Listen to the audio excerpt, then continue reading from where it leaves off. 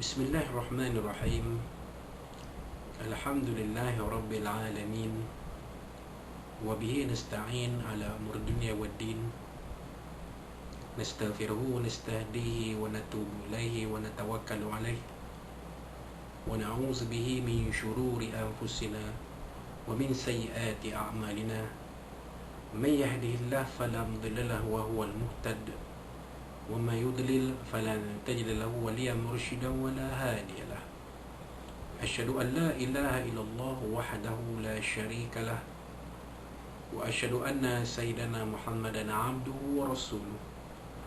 اللهم صل وسلم وبارك على هذا النبي الكريم سيدنا وحبيبنا وشفيعنا وزهرنا ومولانا محمد المصطفى وعلى آله وصحبه ومن دعا بدعوته وتمسك بسنته وجاهد في سبيل الله إلى يوم الدين. رب اشرح لي صدري ويسر لي أمري واحلل عقدة من لساني يفقهوا قولي. سبحانك لا علم لنا إلا ما علمتنا إنك أنت العليم الحكيم ولا حول ولا قوة إلا بالله العلي العظيم. اللهم افتح علينا حكمتك وانشر علينا من خزائن رحمتك يا أرحم الراحمين.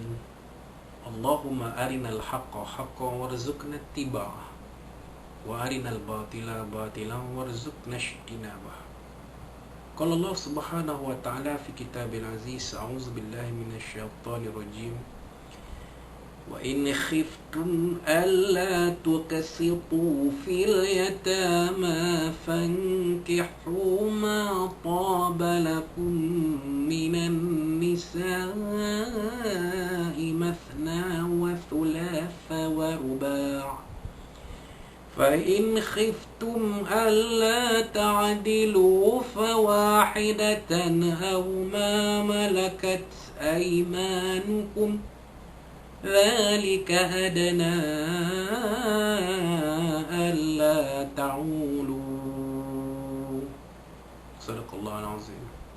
وقال نبينا سيدنا محمد صلى الله عليه وسلم النكاح سنتي فمن لم يعمل بسنتي فليس مني أو كما قال صدق رسول الله صلى الله عليه وسلم. وقال شفيعنا سيدنا محمد صلى الله عليه وعلى آله وصحبه لا عدوى ولا تورة ولا هامة ولا صفر وفير من المجذوم كما تفر من الأسد أو كما قال صدق رسول الله صلى الله عليه وسلم. Tuan-tuan, puan-puan, muslimin dan muslimat yang sekalian rahimakumullah. Assalamualaikum warahmatullahi wabarakatuh. Amma ba'd. Alhamdulillah, thumma alhamdulillah. Pada malam Sabtu ini 29 Safar 1442 Hijriah bersamaan 16 Oktober 2020, sama-samalah kita panjatkan setinggi puji dan syukur kepada Allah SWT yang memberikan kita sekali lagi kesempatan untuk berada dalam majlis kuliah Maya ini yang insya-Allah boleh dikira sebagai rawdatun min riyadil jannah, satu taman dari taman-taman syurga Allah SWT. Dan mudah-mudahan kita semua akan dikurniakan Allah SWT barakah, rahmah, barakah, maghfirah, keampunan, sakinah, ketenangan dan ganjaran pahala yang sebaik-baik dari Allah SWT apabila kita mengikuti majlis kuliah ilmu, majlis ilmu Maya ini. InsyaAllah mudah-mudahan kita semua akan dipermudahkan urusan kita oleh Allah SWT dan dikurniakan ganjaran yang sebaik-baik dari Allah SWT, insyaAllah. Maka tuan-tuan dan puan-puan muslimin muslimat rahimakumullah, kita sampai kepada penghujung pengajian kitab Fiqh Manhaji jilid 4 ini yang berkaitan dengan hukum undang-undang kekeluargaan atau pada naskah bahasa Arabnya Al-Akhwal Akhsyasiyah, yang mana dikarang oleh 3 orang ulama Syria yang tersohor, iaitu Fadilatul Syekh Dr. Mustafa Al-Khin, Fadilatul Syekh Dr. Mustafa Al-Bugha dan Fadilatul Syekh Ali As-Sarbaji hafizahumullah ta'ala. Jadi kita sampai kepada bab yang akhir di dalam kitab ini, tajuknya Anak Pungut Al-Laqit dan hukum yang berkaitan pada muka surat 440. kita mulakan dengan perkara 3.0 1.0, maafkan saya, 1.0, pengertian anak pungut. Anak pungut bermaksud kanak-kanak yang terbuang di jalanan atau seumpamanya, dan tiada siapa yang mengaku sebagai anak. Dalam konteks masyarakat kita di Malaysia ini, biasanya kanak-kanak ini diletakkan di rumah kebajikan. Kanak-kanak lahirkan dijumpai orang tak tahulah macam mana rupanya, masih hidup, dihantar hospital cek sihat. Kemudian pihak hospital menghubungi Jabatan Kebajikan Masyarakat untuk anak-anak bayi ini dipelihara di rumah kebajikan kanak-kanak sampailah usianya mungkin 18 tahun dan sebagainya, dan diberi nama, dan ada surat beranaknya. Kadang-kadang yang sedihnya dalam surat beranak ni ataupun dalam segelaran ni, tidak ada dalam kolom ibu dan ayah itu tidak ada keterangan, kerana bayi ini bayi yang disebutkan dalam kitab ini menjumpai terbuang di jalanan, tak tahu siapa apa-apanya, siapa ibu, dan ini sangat menyedihkan. Kalau tuan-tuan buka dalam Wikipedia, kalau tuan-tuan yang dah berusia macam saya ni, pernah menonton TV dulu-dulu, ada satu siri komedi Inggeris yang popular, namanya Mind Your Language. Jadi watak Mr. Brown itu, guru bahasa Inggeris itu, dilakonkan oleh Barry Evans. Barry Evans ini adalah seorang anak pungut, dilahirkan tak tahu macam mana, tapi dibesarkan di rumah kebajikan kanak-kanak dan membesarlah, dan meninggalnya dia pun dalam keadaan yang menyedihkan. Tidak ada isteri, tidak ada anak-anak, mati seorang.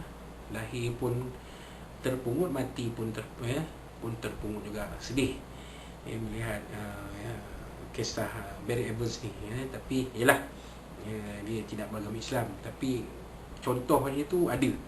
Contoh anak pungut tu ada pada dia, seorang anak pungut yang dibesarkan tidak kenal ibu, tidak kenal ayah siapa, tapi diberi nama di rumah kebajikan kanak-kanak itu sebagai Barry Evans. Maka dia dikenali oleh peminat siri My Your Language sebagai Mr. Brown. Itu dia. 2.0 Pensyariatan mengambil anak pungut. Pensyariatan mengambil anak pungut berdasarkan firman Allah Subhanahu wa taala, auzubillahi minasyaitonir rajim, waf'alul khaira la'allakum tuflihun, surah Al-Azim, surah ayat 77 surah Al-Hajj. Mafhumnya, serta kerjakanlah amal-amal kebajikan supaya kamu berjaya di dunia, yakni di dunia dan di akhirat. Dan firman Allah SWT, auzubillahi minasyaitonir rajim, wa ta'awunu 'alal birri wat taqwa, surah Al-Azim, ayat 2 surah Al-Maidah. Mafhumnya, dan naklah kamu tolongan untuk membuat kebajikan dan bertakwa.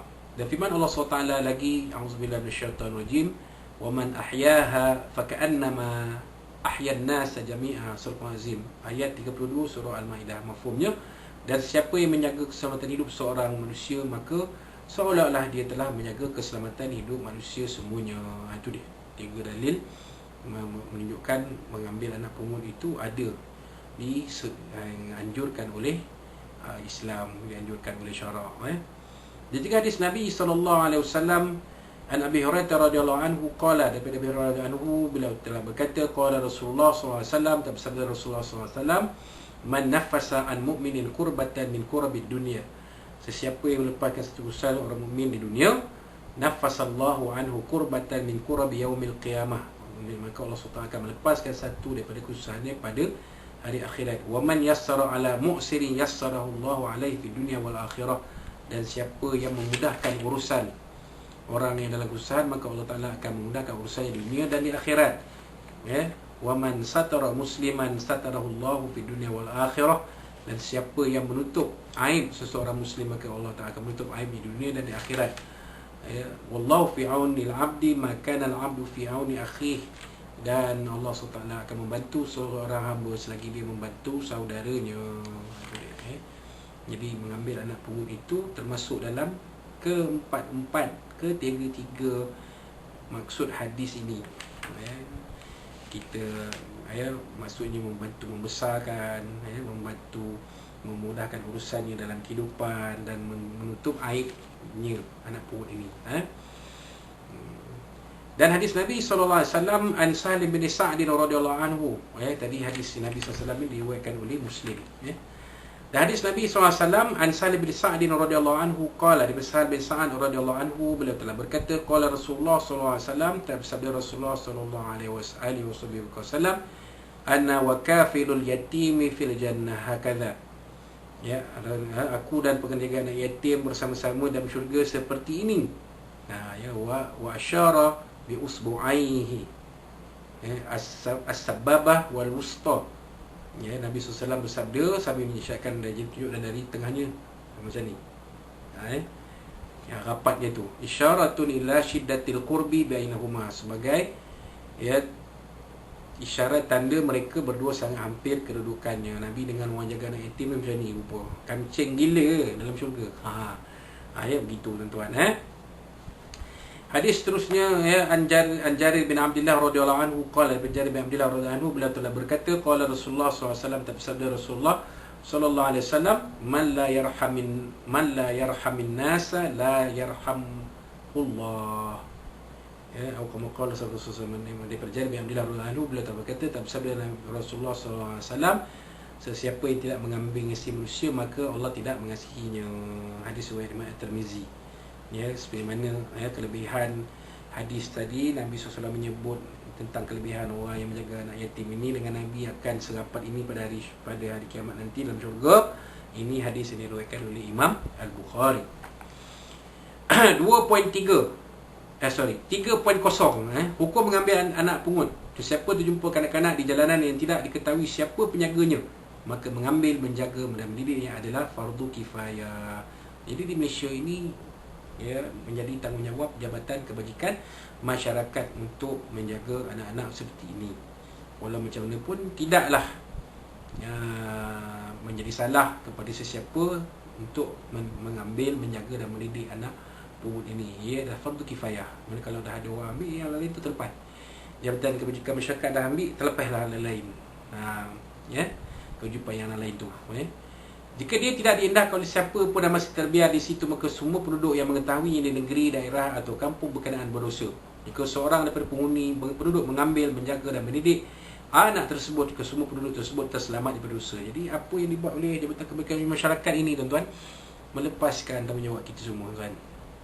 Adanya satu jabatan khusus yang mengambil, menjaga kebajikan anak-anak pungut ni dengan menjaga mereka di tempat yang khusus. Pusat penjagaan kanak-kanak, rumah kanak-kanak.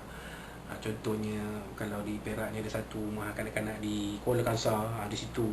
Jadi ianya adalah satu tanggungjawab yang diambil oleh kerajaan yang mana menepati maqasid syariah, iaitu menjaga nyawa, menjaga nyawa manusia. Bayangkan kalau anak-anak seperti itu tidak dibiarkan, maka semua kita akan berdosa, kerana ia merupakan fardu kifayah. Hadis berdasarkan firman Allah SWT, auzubillahi minasyaitanir rajim, annahu man qatala nafsan bighairi nafsin aw fasadin fil ardi fakannama qatalan nasa jami'a wa man ahyaha fakannama ahyan nasa jami'a. Surah Al-Azim ayat 32 surah Al-Maidah. Mafhumnya bahawasanya siapa yang membunuh seorang manusia dengan tiada alasan yang membolehkan membunuh orang itu, atau ini kerana melakukan kerosakan di muka bumi, maka seolah-olah dia telah membunuh manusia semuanya. Dan siapa yang menjaga keselamatan hidup seorang manusia, maka seolah-olah dia telah menjaga keselamatan hidup manusia semuanya. Gitu. Ya tuan-tuan, jadi itulah dalil menunjukkan bahawa menjaga, memelihara, mendidik anak pungut ini adalah suatu fardu kifayah. Dalil umum ni digunakan ayat yang dibaca sebentar tadi. 4.0 persaksian kita mengambil anak pungut. Sesiapa yang menyempai kanak-kanak terbuang di satu tempat, maka dia mengambilnya untuk dijaga dan dididik, maka dia wajib mempunyai saksi terhadap tindakannya itu. Hal ini dilakukan demi memelihara taraf merdeka dan keturunan anak tersebut. Jika terdapat harta bersama-sama anak itu, dia wajib mendatangkan saksi dari harta tersebut. Hal ini perlu dilakukan bagi mengelakkan sebarang tuhmah dan menjamin hak anak terhadap hartanya, sekalipun orang yang mengambil anak itu adalah seorang yang adil dan amanah. Jadi ini adalah satu sandaran yang digunakan oleh di negara kita ni oleh Jabatan Kebajikan Masyarakat untuk mengambil anak angkat. Jadi dia ada dokumen-dokumen yang perlu diisi, maka kalau semua syarat dipenuhi, maka anak yang ada di rumah kebajikan, rumah anak kebajikan kanak-kanak ni boleh diambil sebagai anak angkat. 5.0 syarat anak pungut boleh tinggal bersama-sama orang yang mengambilnya. Sebagai seperti mana dimaklumi, hukum mengambil anak terbuang adalah fardu kifayah kepada semua orang Islam apabila mereka menjumpainya tanpa sebarang syarat. Jika seorang daripada penduduk mengambil anak itu untuk dipelihara, dia perlu memenuhi 4 syarat yang berikut. 5.1 Islam. Anak yang terbuang tidak boleh dipelihara oleh orang kafir kecuali anak itu disahkan kafir. Contohnya boleh diketahui dengan apa cara, sekalipun apa anak tersebut orang kafir, maka itu orang kafir bolehlah memeliharanya. Jadi ini jelas, kalau anak itu Muslim, maka tak boleh dipelihara, tak boleh orang non-Muslim mengambil sebagai anak angkat. Tapi kalau kata anak yang terbuang ini, terbuang ini memang asalnya orang kafir, maka boleh diambil oleh orang bukan Islam. Anak terbuang ini bukan non-Muslim, maka boleh diambil oleh orang bukan Muslim sebagai anak angkat dia. Dan ini saya fikir memang ada dalam syarat yang ditetapkan oleh Jabatan Kebajikan Masyarakat. 5.2 adil. Anak yang terbuang tidak boleh dipelihara oleh orang yang dikenali fasik. Dia hendaklah diserahkan kepada orang yang adil dan amanah. Ini jelas, maknanya orang yang nak mengambil anak angkat, anak terbuang sebagai anak angkat, hendaklah orang yang adil. Kalau yang fasik maka tidak boleh dipelihara. Ini dari segi hukum lah. Dari segi prosedurnya tidaklah sampai begitu. 5.3 cerdik dan matang, ar-rushd. Jika anak tersebut dipelihara oleh orang yang kurang matang sebagai belum balik, anak itu hendaklah diambil daripadanya. Begitu juga jika dia seorang yang kebodoh-bodohan, as-safih, sehingga dihalang daripada menguruskan hartanya, walaupun di sebelumnya dia seorang yang cerdik, maka anak itu pun tidak dibenarkan tinggal bersama-sama. Jadi ini syarat ini pun saya fikir ada dalam syarat-syarat ditetapkan oleh Jabatan Kebajikan Masyarakat. Mana orang ni disahkan sihat, waras, tidak ada rekod jenayah, tidak ada rekod kesihatan sekretari dan sebagainya. Sebab apa? Kalau dia ambil anak angkat, perkara-perkara ini, sekiranya dia itu rekod jenayah, mungkin anak ini boleh menjadi mangsa perbuatan jenayah. Kalau dia ni ada rekod sekretari, mungkin anak ni akan boleh berpotensi menjadi mangsa dera. Jadi benda-benda sini semua diambil kira. 5.4 bermukim. Jika orang yang mengambil anak itu ingin bermusafir bersama-sama ke suatu tempat tertentu, anak itu hendaklah diambil daripadanya. Hal ini adalah kerana anak tersebut tidak selamat daripada perhambaan atau penipuan. Walau bagaimanapun, bagaimana syarat tersebut, keputusan membenar atau tidak membenarkan itu tinggal bersama orang yang menjumpainya tertakluk kepada keputusan hakim. Hal ini adalah kerana hakim ialah wali kepada mereka yang tidak mempunyai wali. Oleh itu, hakim bertanggungjawab menentukan penjagaan anak terbuang dan menjaga kepentingannya dalam masalah tersebut. Dan ini ada berkaitan dengan fungsi mahkamah syariah. Jadi ini pun saya fikir Jabatan Kebajikan Masyarakat pun sudah memaklumi benda ni. Dan terutamanya anak-anak orang Islam, contohnya bila nak diambil itu, maksudnya benda ni diambil kira. Kalau orang tu syarat ni mesti ada alamat yang tetap, pemastatin tetap, dia bukan orang yang berpindah gandah. Kan orang yang berpindah gandah tak bermukim ni, ditakuti dia mungkin dia akan ada motif yang tidak diketahui untuk mengambil anak seorang kanak-kanak itu, anak bayi itu atau kanak-kanak itu menjadi anak angkat dia. Mungkin dia boleh menjual bayi itu untuk mendapatkan duit dan sebagainya. Wallahu a'lam. Baik. 6.0 nafkah anak pungut. Apabila seorang mengambil anak terbuang dan dia dibenarkan memeliharanya selama memenuhi syarat tertentu, lihat pula kepada sama ada terdapat harta bersama anak-anak itu ataupun tidak. Pertama, jika terdapat harta bersama-samanya dan oleh sebab ia berada di sisinya dan tiada siapa yang mempertikaikannya, dia dianggap milik anak tersebut. Itu hakim dalam memberi keizinan kepada penjaganya untuk membelanjakan harta tersebut bagi kepentingan dan keperluan anak itu. Jika penjaga membelanjakannya tanpa izin hakim, dia hendaklah menggantikan nilainya dan mengembalikannya kepada anak tersebut. Ini kalau anak pungut ni ada harta yang ditinggalkan, contohnya tinggalkan dalam kotak tu, ada duit dalam kotak tu, contohnya duit tu seberkah, cek 5,000 contoh ni, maka hakim yang memberi keizinan untuk seseorang mengambil anak ini yang terbuang sebagai anak angkat ni perlu memastikan bahawa duit itu untuk kepentingan dan keperluan. Maksudnya kan dia ditakuti kalau duit itu mungkin dia salah gunakan. Dan kalau guna bukan untuk anak tu, kena gantilah. Jadi ini adalah sebenarnya proses, akan ada proses dalam mahkamah ataupun dalam mahkamah, dalam perundangan dan undang-undang dan sebagainya. Hal ini samalah dengan harta simpanan anak yatim yang dijaga oleh wali. Jika wali membelanjakan simpanan tersebut tanpa izin hakim, harta yang sama atau nilai yang nak dikembalikan pada anak yatim itu. Pembiayaan harta ini tertakluk kepada keizinan hakim. Hal ini demikian kerana hak penguasaan terhadap harta anak itu hanya sabit untuk bapa dan datuknya. Oleh itu, waris lain daripada bagi orang asing yang tiada hubungan kekeluargaan dengan anak tersebut, suatu itu tidak mempunyai hak penguasaan terhadap hartanya. Ini dikiaskan dengan anak yatim yang dijaga oleh wali. Jadi wali ini bertanggungjawab apa yang diperuntukkan, yang itulah dibelanjakan. Kali itu harta anak yatim, bukan harta si wali. Setakat yang dibenarkan di dalam oleh hakim mahkamah atau dibenarkan oleh dalam undang-undang. Jadi kalau dah begitu caranya, apatah lagi kalau anak tu nak pungut, anak yang tidak ada hubungan kekeluargaan dengan penjaga dia. Oleh sebab hakim adalah wali mutlak pada siapa yang tidak punya wali, maka dialah menjadi rujukan dalam membelanjakan harta kanak-kanak itu. Hal ini boleh dilakukan sama ada hakim sendiri membelanjakan harta itu atau mengizinkan penjaga membelanjakannya untuk kepentingan anak tersebut. Dan saya fikir dalam hal ini akan ada satu perintah mahkamah kepada penjaga anak-anak ini untuk membelanjakan harta anak tersebut mengikut kadar yang tertentu yang sesuai. Yang kedua, jika anak-anak itu tidak berharta, nafkahnya nak diambil daripada Baitul Mal melalui peruntukan dana kepentingan umum. Hal ini adalah kerana harta Baitul Mal disimpan untuk kepentingan tersebut. Itulah hukum yang disepakati oleh para ulama Islam. Kalau anak pungut tak ada harta, maka boleh ambil peruntukan daripada Baitul Mal. Tapi ini pun akan berkaitan dengan proses undang-undang. Tak semudahnya Baitul Mal akan mengeluarkan duit untuk pembelanjaan anak pungut ini kepada penjaganya dengan mudah. Saya rasa tak semudah itu sebenarnya. Ada proses-proses yang perlu diikuti.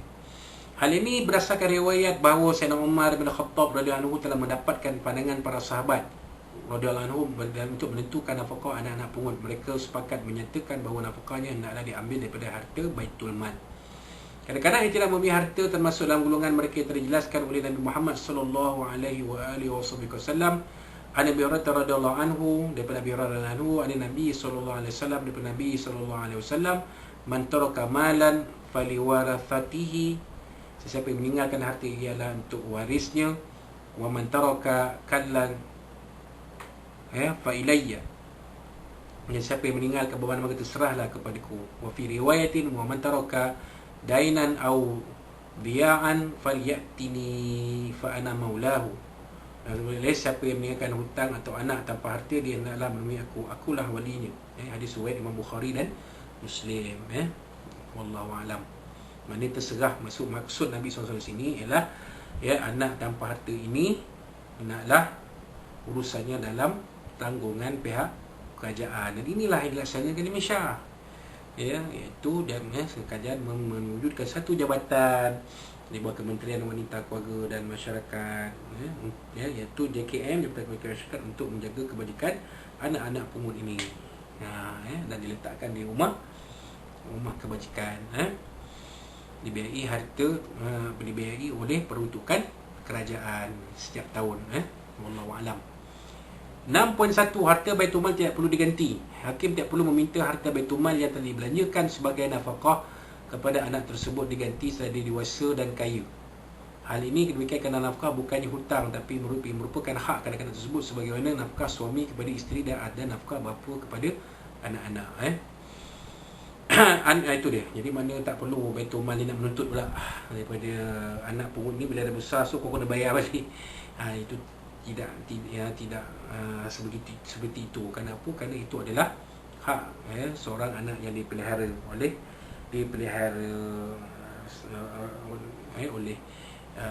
penjaga oleh Baitul, menggunakan harta Baitul Mal tadi.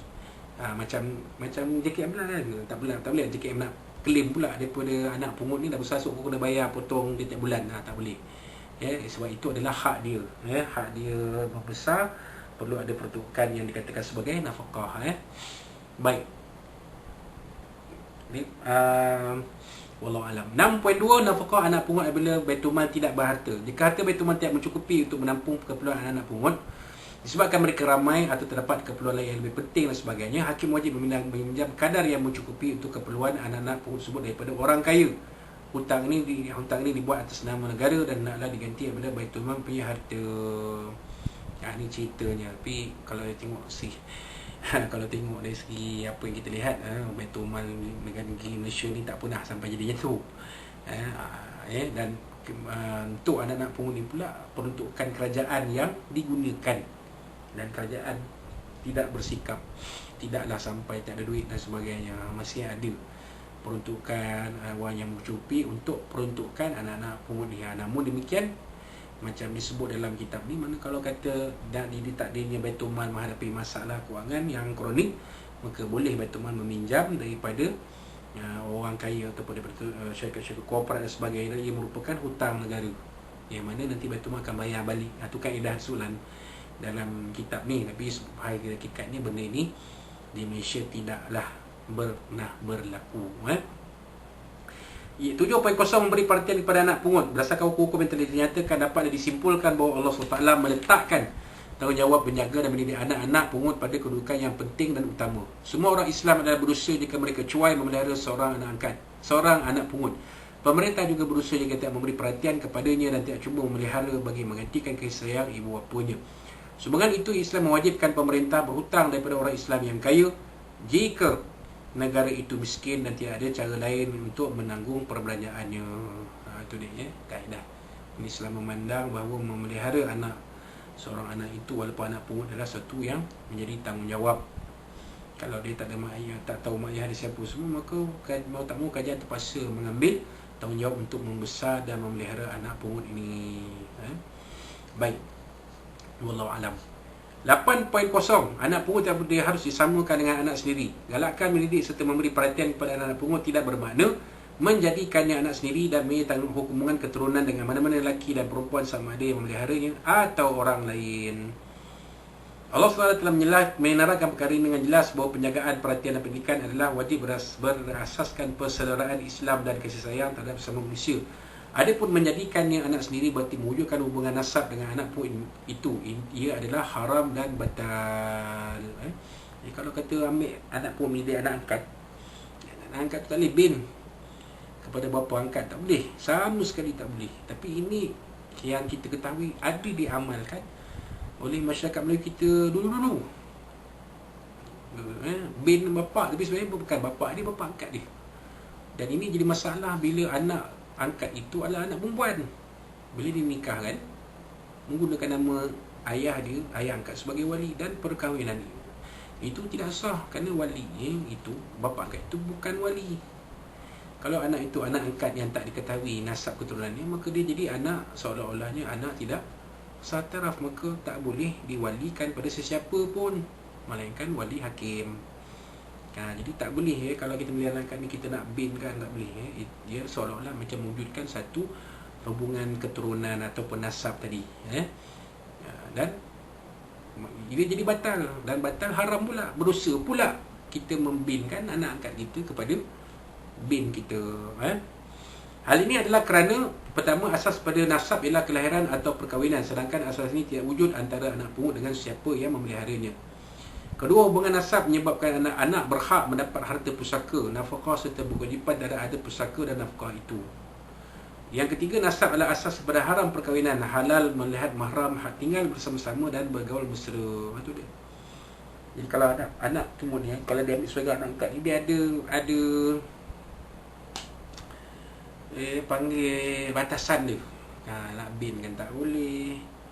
Ada dia adalah ajnabi, bukan mahram, melainkan kalau jadi anak susuan, itu mungkin boleh anak susuan mungkin dia dah ada anak sendiri, dia tengok ada satu budak ni dia ambil sebagai anak angkat, maka dia ni boleh menyusukan, maka dia ambil anak angkat tu disusukan mengikut syarat yang kita dah sebut dalam kuliah sebelum ni.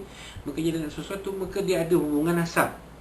Tapi kalau dia ambil saja, tak ada buat apa-apa, maka tiap hubungan nasab itu tidak wujud. Maka halal kahwin. Bapa angkat halal kahwin dengan anak angkat. Bapa angkat halal berkahwin dengan anak angkat. Bapa anak angkat halal berkahwin dengan ibu angkat. Sebab bukan ibu sebenar dia, tak ada hubungan keturunan pun, hubungan nasab tak ada, halal. Jadi kira ajnabi, walaupun dah bertahun-tahun pun, daripada kecil sampai besar kan. Jadi ada hubungan ni, ada hukum maka. Walaupun masyarakat kita benda ni tak agak remeh lah, tapi ia hukum tetap hukum juga. Jika anak pungut disamakan dengan anak sendiri, pastilah dia menjadi anak sebenar kepada penyaganya. Hal ini merupakan satu kezaliman kepada waris penjaga, kerana anak pungut itu berkongsi hati pusaka dengan mereka. Bahkan satu kezaliman kepada anak pungut tersebut dan waris sebenarnya. Hal ini berlaku sekiranya keluarga yang tidak sebenar anak pungut itu membagi-bagikan harta pusakanya tanpa memberikannya pada waris sebenar anak pungut tersebut, ataupun mereka menerima pembagian harta pusaka tersebut bersama waris yang sebenar. Keadaan ini adalah satu kezaliman kepada sistem nilai dan akhlak. Hal ini berlaku apabila undang-undang menjadikan seseorang sebagai saudara kepada orang asing yang bukan mahram dan tiada hubungan keturunan dengannya, dan tidak menghalang pergaulan sama mereka sebagaimana adik-beradik, dan masa yang sama mereka dihalang berkahwin sedangkan mereka bukan mahram. Jadi sebenarnya benda ni zalim lah. Zalim tu maksudnya, kalau kata antara bapa angkat menyintai anak angkat, pasal anak angkat tak boleh kahwin, sebenarnya boleh. Jadi Islam tak membenarkan anak angkat perempuan dinasabkan kepada bapa angkat dia, sebab hubungan tu tak ada, dan mereka ni halal berkahwin. Oleh sebab itu Allah mengharamkan anak pungut dijadikan sebagai anak sendiri. Tindakan tersebut berarti mewujudkan hubungan nasab yang tidak wujud, dan seterusnya memberinya semua hak dan hukum sebagaimana yang dinikmati oleh ahli keluarga yang mempunyai hubungan nasab. Itu dia. Islam mensyariatkan jadi itu sebab dia. Allah Ta'ala mengharamkan anak pungut ini, anak angkat ini jadi anak sendiri, tak boleh. Hukum adalah tetap hukum, kerana anak sendiri. Melainkan satu keadaan, kalau kita nakkan anak anak angkat ni ada memiliki harta itu, maka jalan terbaiknya ialah diadakan hibah, pemberian kasih sayang sebelum meninggal. Tu boleh, tu tak ada masalah. Tapi kalau kata nak kalau wasiat pun hanya 1/3 harta je. Kalau pusaka tak berhak. Itu jelas, anak angkat tidak boleh mewarisi harta keluarga angkatnya, ibu bapa angkatnya, tak boleh. Wallahu a'lam. Islam mensyariatkan prinsip penjagaan, perhatian dan pendidikan terhadap anak pungut. Prinsip ini mampu mendatangkan kebaikan kepada mereka tanpa perlu pada sistem anak angkat yang lain. Jadi ada syariat dia, prinsip penjagaan, perhatian dan pendidikan ni memang ada, kita amalkan di Malaysia ini. Islam menjadikan perkara tersebut antara tanggungjawab terpenting kepada penganutnya.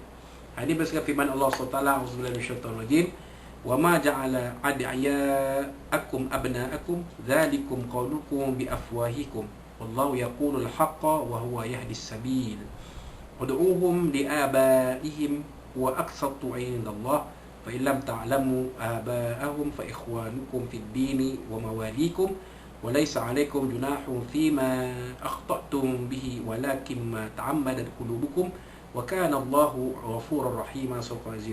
Ayat 4 dan 5 surah Al-Ahzab. Mafhumnya, dan juga tidak menjadikan anak-anak angkat kamu sebagai anak kamu sendiri, yakni segala yang kamu dakwakan mengenai perkara-perkara tersebut itu hanyalah perkataan kamu dengan mulut kamu sahaja.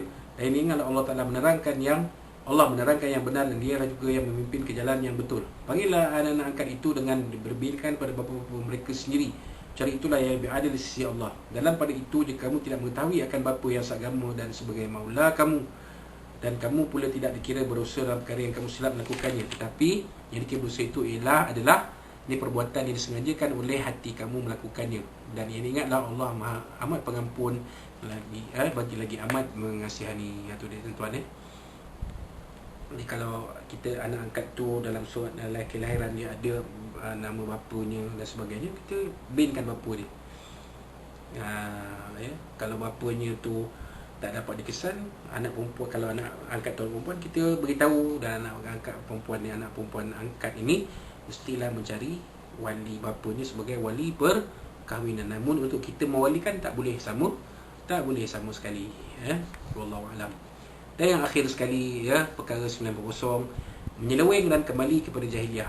Sesungguhnya manusia kini beransur-ansur kembali ke sistem jahiliah. Sebagai mereka yang tidak mempunyai anak, pergi ke pusat penjagaan anak-anak, terbuang dan mengambil serta mendaftarkan mereka sebagai anak sendiri. Ini tidak berlaku di Malaysia. Di Malaysia tak boleh. Kalau ambil anak angkat, tak boleh bin anak sendiri. Tetap bin mengikut pada sejak kelahiran yang asal. Dengan itu mereka melakukan maksiat kepada Allah dan tegahannya yang sangat keji, iaitu menghalalkan perkara yang haram dan mengharamkan perkara yang halal. Hal ini adalah kerana perbuatan mereka bertentangan dengan ayat Al-Quran yang jelas dan as-sunnah yang sahih yang mengharamkan dan melarang seseorang menjadikan anak orang lain sebagai anak sendiri. Malah lebih dahsyat daripada perbuatan orang jahiliah. Hal ini adalah kerana orang jahiliah hanya mengisytiharkan anak tersebut sebagai anak angkat, sedangkan mereka perlu mendakwanya sebagai anak sendiri.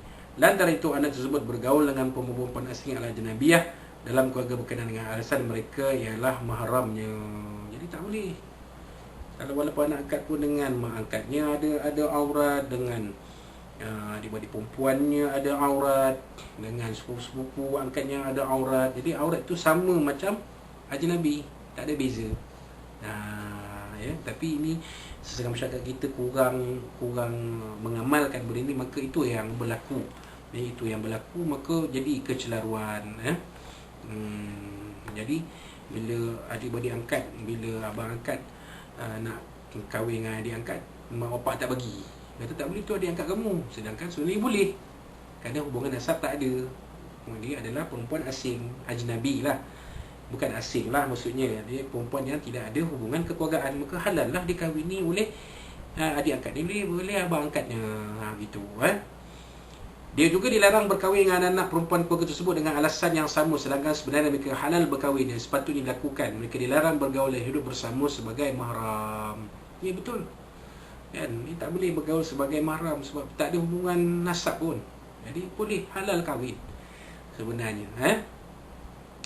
Wallahu alam. Perkara ini juga menyebabkan mereka sebenarnya tidak mendapat harta pusaka sepenuhnya kerana ia diambil oleh orang lain yang bukan waris dengan cara yang salah. Banyak lagi kesan negatif yang terhasil akibat tindakan mereka, sama disedari atau tidak.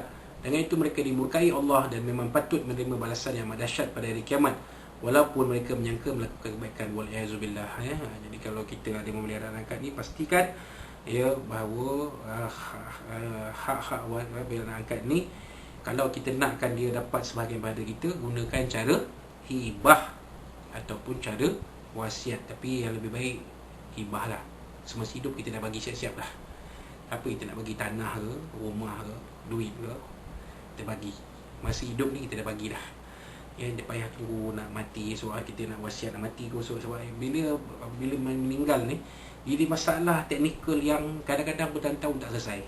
Lebih baik kita hibahkan siap-siap masa hidup tu, daripada kita nak tunggu mati dengan wasiat dan sebagainya. Satu benda yang sangat rumit secara teknikalnya.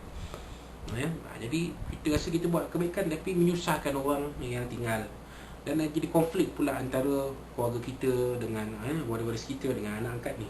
Jadi masalah. Kita bagi siap-siap, jadi senang, dia pun tahu dia tak ada hak dalam harta yang kita tinggalkan sebab kita mati ni. Tapi dia dah dapat dah sebahagian daripada harta kita. Sebab itu adalah ingatan kita kepada dia sebagai anak angkat yang kita pelihara daripada kecil dan sebagainya.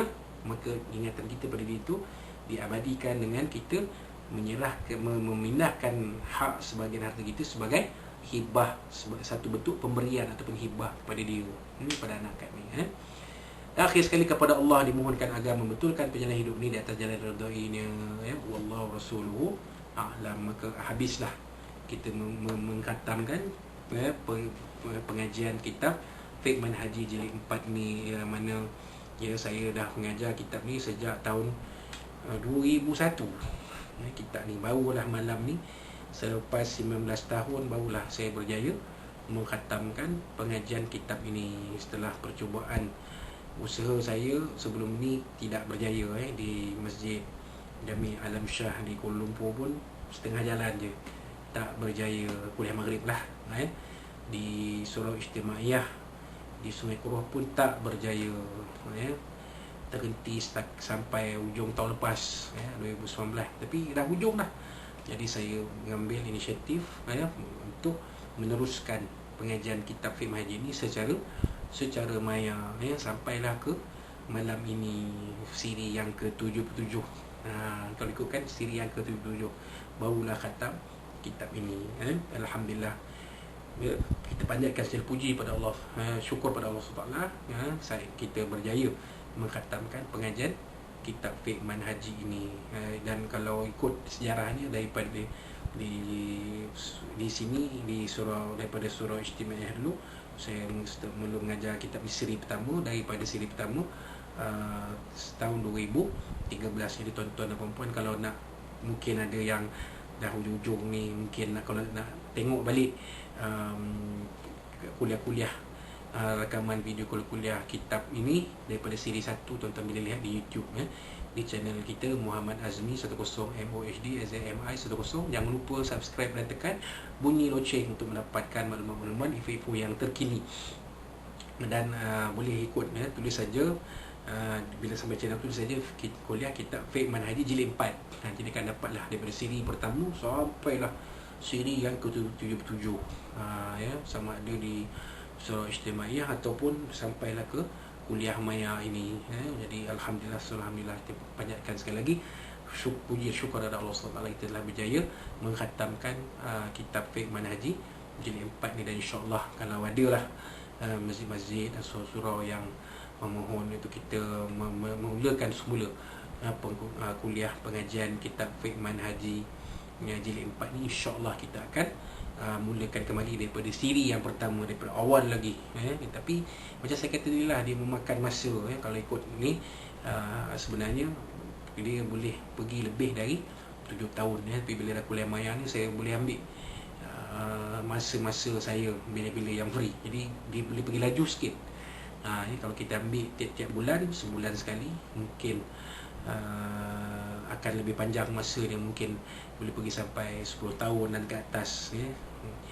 Jadi alhamdulillah saya telah 7 tahun sejak 2013 berjayalah kita menghatamkan kitab pengajian kitab fiqh manhaji jilid 4 ni. Alhamdulillah, kita panjatkan segala puji dan syukur kepada Allah SWT. Dan mudah-mudahan apa yang dikongsikan daripada pengajian kitab fiqh manhaji jilid 4 ini, daripada siri yang pertama sampai malam ni siri yang ke-77, tuan-tuan ambillah sebagai panduan dalam kehidupan tuan-tuan bersama kita semua, bersama isteri, suami, anak-anak kita.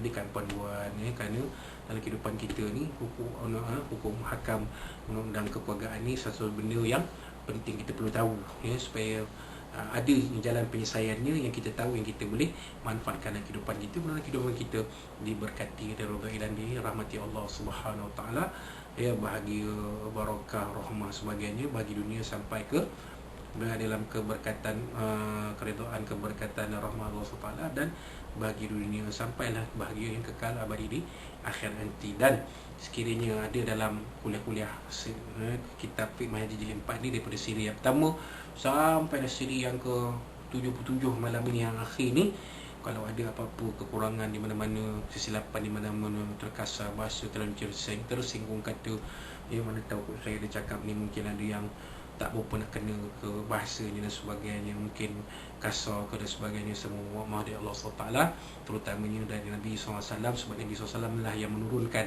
ilmu-ilmu ini kepada para sahabat radhiyallahu anhum, kepada pengikut-pengikut tabi'in, tabi'in, ulama-ulama, sampailah pada kita pada hari ini, dan juga kepada tuan-tuan dan puan-puan sekalian yang menjadi pendengar, yang mengikuti kuliah fiqh manhaji jilid 4 ni. Alhamdulillah, kita berjaya mengkhatamkan kitab ini dengan jayanya, alhamdulillah. Dan saya sangat gembira kerana selepas kita selesai mengkhatamkan pengajian kitab tafsir menuju juzuk 30, inilah kitab kedua yang telah saya berjaya khatamkan melalui seluruh kuliah maya ini. Dan insyaAllah kita akan lihat mungkin ada kitab lain yang kita akan teruskan melalui pengajian sesi pengajian kuliah maya ni. InsyaAllah kita akan lihat nanti, kerana tempoh PKPP masih belum berakhir, dan mungkin juga ada apabila berakhir tempoh PKPP nanti ataupun diteruskan nanti mungkin ada sort pengajian kuliah-kuliah kita yang mungkin terpaksa kita teruskan dengan kuliah maya. Jadi tengoklah kita kitab ni, kalau perlu kita akan teruskan melalui kuliah maya supaya jangan kita berhenti sekat jalan. Mungkin terberhenti di satu tempat, di satu masjid atau satu surau, tapi ia boleh diteruskan melalui kaedah kuliah maya ini. Dan terima kasih kepada PKP, Perintah Kawal Pergerakan, kerana mengilhamkan kepada kita untuk mengadakan kuliah maya seperti ini. Dan bukan UMAI saja yang mengadakan ini, banyak ramai ustaz-ustaz lain yang mengadakan kuliah maya ni, terutamanya masa PKP dahulu. Tak boleh nak pergi berkuliah di masjid, di surau sebagainya, maka mereka mengadakan kuliah maya itu secara live Facebook ataupun secara rakaman dan masuk YouTube dan sebagainya. Jadi sebenarnya benda ini tidak ada masalah. Penting kita nak menyampaikan, nak berkongsikan sedikit ilmu yang ada dengan tuan-tuan dan puan-puan, insya-Allah. Jadi sampai kita bertemu pada sampai kita bertemu di kuliah-kuliah yang maya yang akan datang. Dan sekali lagi saya mengajak tuan-tuan dan puan-puan, subscribe lah, langganlah channel kita Muhammad Azmi 10, Muhammad Azmi MOHD AZMI 10, dan tekan loceng untuk mendapat info-info terkini channel kita, insya-Allah. Mudah-mudahan ada manfaat untuk kita semua, insya-Allah. Wallahu a'lam bishawab. Aku lakal azza wa azim diulaku, dan kita akhiri kuliah kita malam ini dengan tasbih al-kafarah dan satu asbab. أعوذ بالله من الشيطان الرجيم بسم الله الرحمن الرحيم الحمد لله رب العالمين وبنستعين والصلاة والسلام على أشرف الأنبياء والمرسلين مولانا محمد صلى الله عليه وسلم اللهم ارحم جميع الناس وما تفرج بديه تفرج معصومة اللهم نجعلك في نحور أعدائنا ونعوذ بك من شرورهم اللهم بدد شملهم وفارق جمعهم وشتت كما توزع أقدامهم سوي كلاب يا قهار يا جبار انتقم يا الله يا الله يا الله الله بينزل الكتاب ويمجد السماء ويهزم الأحزاب يهزمه وصلنا لهم بفضل من سيدنا الرحمن الرحيم وربنا زدنا علما وفهما أقم ربنا آتنا في الدنيا حسنة وفي الآخرة حسنة وقنا عذاب النار ربنا عليك توكلنا وإليك دعونا لك المصير اللهم ارفع عنا البلاء والوباء والنقم بفضل من سيدنا الرحمن الرحيم ربنا تقبل منا دعانا وسنا ولمنا ولقاءنا وعملنا في هذه الليلة المباركة من شر صفا المرء إنك السميع العليم وتب لنا يا مولانا إنك تتوب الرحيم دعوانا فيها سمولة فيها سمولة الحمد لله رب العالمين. Taqulullah minamikum taqabbal karim. Dan tuan-tuan puan, akhir sekali saya ingin mengucapkan kepada tuan-tuan dan puan, selamat menyambut kedatangan bulan Maulid Rasulullah SAW, bulan Rabiul Awal, insya-Allah, pada bermula malam besok, insya-Allah. Wallahu a'lam bishawab. Aku qali zat fa'azim li walakum wabillahi wa taufiq. Wassalamualaikum warahmatullahi wabarakatuh.